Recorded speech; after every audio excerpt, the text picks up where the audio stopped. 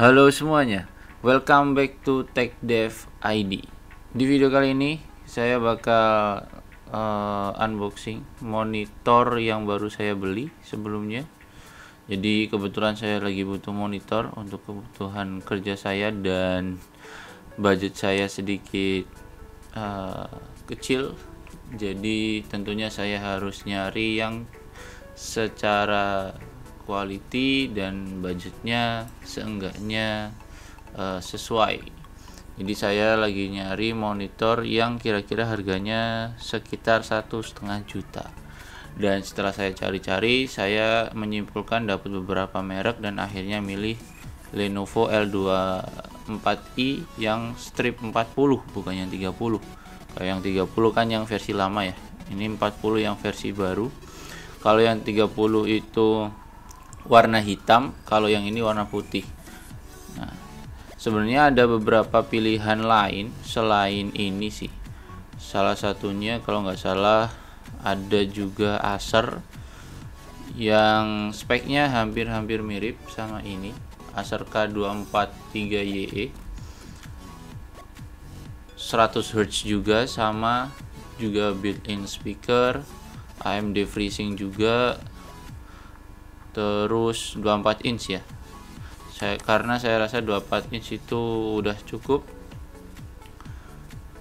Dan kemudian saya cari-cari reviewnya,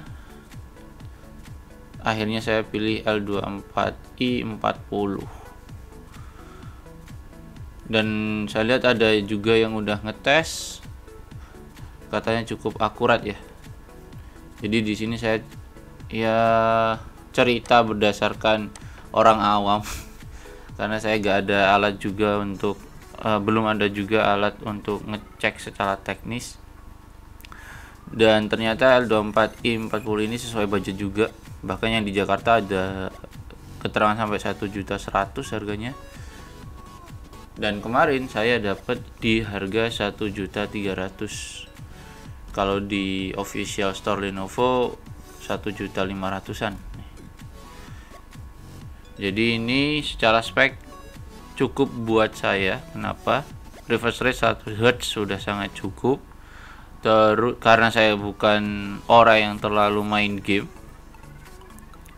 Kemudian kalau nggak salah refreshnya itu selain 100 Hz 4 millisecond sih. Jadi mungkin kalau anak yang gaming nyarinya yang 1 millisecond ya. Saya di 4 millisecond aja juga udah cukup. Karena kebutuhan saya untuk kerja, untuk coding dan juga untuk desain, jadi saya rasa cukup. Sudah AMD FreeSync juga. Jadi menurut saya cukup oke. Terus secara color gamut dan sRGB-nya itu kayaknya juga cukup deh.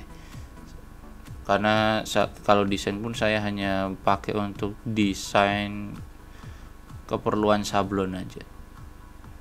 Jadi ini barangnya saya baru beli beberapa hari yang lalu. Di dalamnya ada panduan.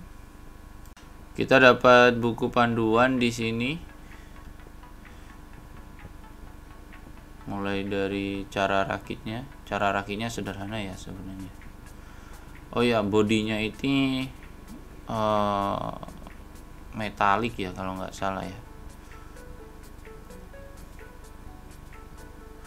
Kemudian secara untuk ergonomi kaki-kakinya ini, saya sukanya itu karena ada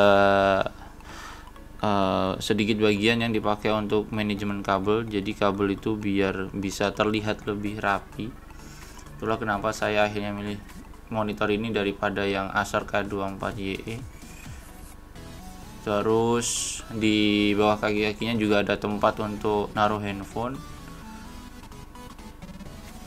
Jadi itu secara fungsi sudah sangat cukup sekali.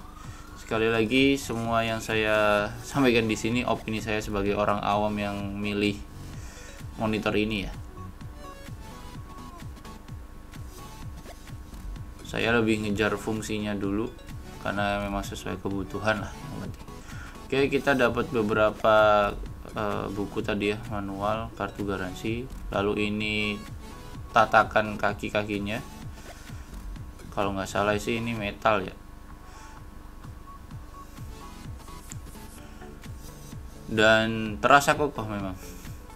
Kemudian ini bagian kaki yang terhubung ke monitor nanti, dan ini monitornya ini cukup slim ya sebenarnya, sekitar di 6,9 mm, tapi untuk bagian atas dan bawahnya ya, karena bagian tengahnya kan dipakai untuk mesinnya ya. Nah itu lumayan tipis tuh, jadi secara look cukup rapi dan bagus. Untuk pengkabelan cuma ada 3 ya portnya, HDMI, VGA, sama ini kalau nggak salah audio out.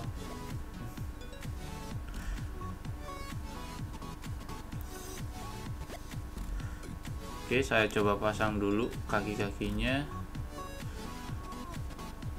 Nah, masang kaki-kakinya pun terbilang mudah ya, tinggal dimasukkan aja di bagian belakang bawahnya itu. Terus juga udah disediain lubang untuk VESA kalau kita punya VESA ya. Ini kalau nggak salah VESA-nya itu ukuran 10 cm kali 10 cm.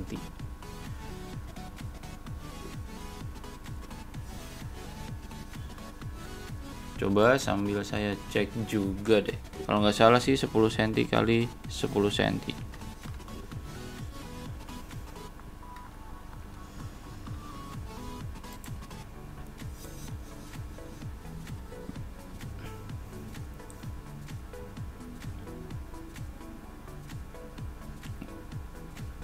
Oh iya, 10 cm kali 10 cm.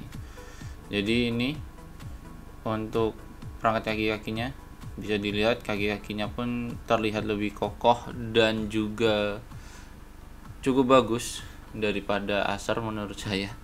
Itulah kenapa saya milih ini. Walaupun mungkin yang Acer kalau nggak salah 1 milisecond itu ininya, refreshnya. Kemudian saya milih Lenovo juga karena ini garansinya nih. Di beberapa channel YouTube yang lain ngejelasin juga kalau Lenovo ngasih garansi 3 tahun itu udah cukup oke. Kata Bang GTID kan kalau nggak salah, better pokoknya nyari brand-brand yang udah terkenal dan garansinya itu seenggaknya yang 3 tahun.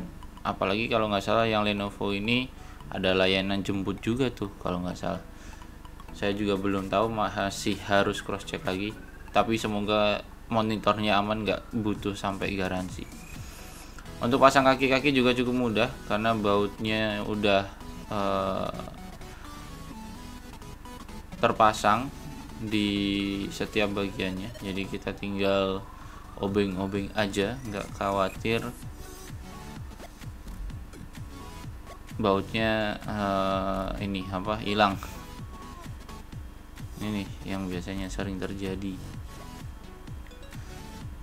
Nah ini di belakangnya itu kan ada plastik bagian pengait itu ya, kayak pengait itu yang buat ngebantu kabel manajemennya.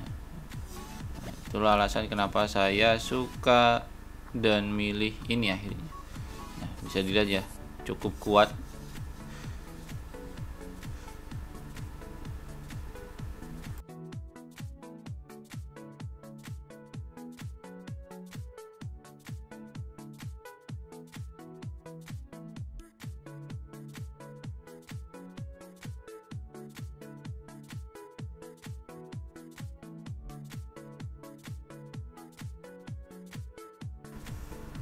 Nah, coba dipasang ya, cukup mudah, tinggal pasang bautnya aja, beres jadi.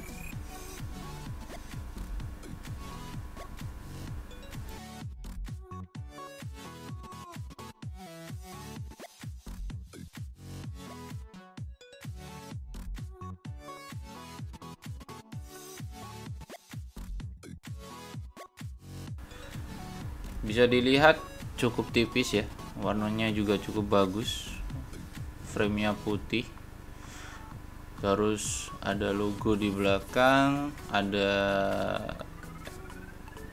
lubang-lubang udaranya juga. Ini sedikit spek yang diunggulkan di monitor ini ya, saya rasa sangat cukup ya ini.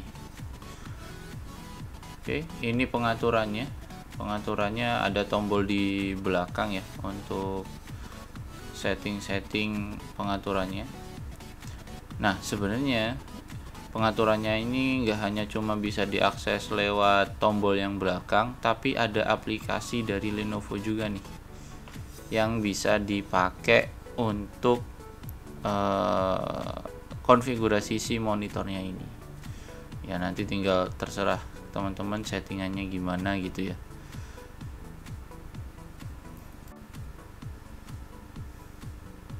Nah, ini kira-kira aplikasinya.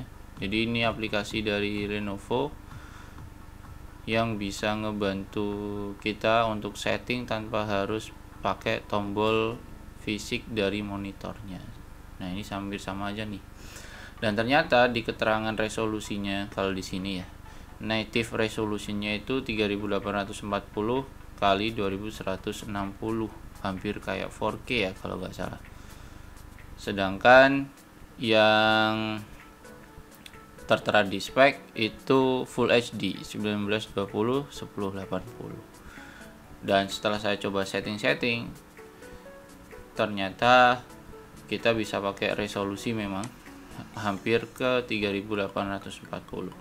Cuma kemarin saya coba di MacBook ya, kalau di extend ke MacBook itu mentok di 1920, nggak bisa sampai 3000.